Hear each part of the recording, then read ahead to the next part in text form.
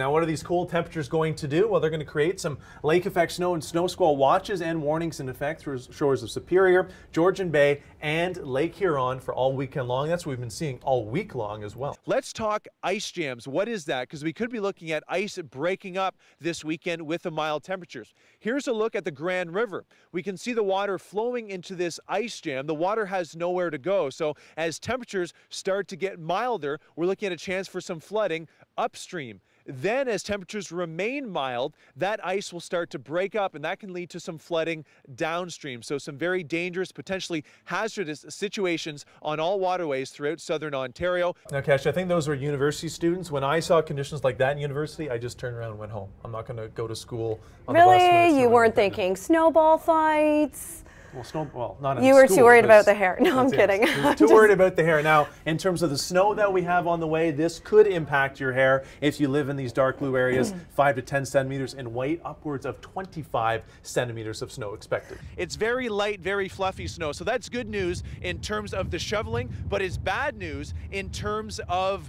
the winds, because it's so light, the winds are really blowing the snow around. Visibility will be an issue on the roads. Thanks, Rachel. Now for you Seinfeld fans, Cash, my tree is real and it's spectacular. Okay. Right over.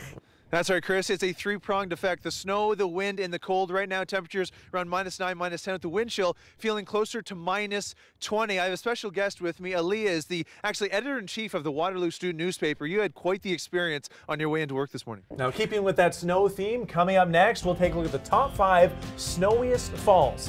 And also you want to make sure you cover exposed skin. Right now my face and nose are exposed and I can barely feel them right now. And lastly, because it's so cold, you want to stay active outdoors. So how can you stay active? I'm thinking of what kind of exercises I can do. Why not burpees? That's 1. And 2. So Emily, I'm doing my best to stay active and stay warm here in Grimsby. Back to you in the studio.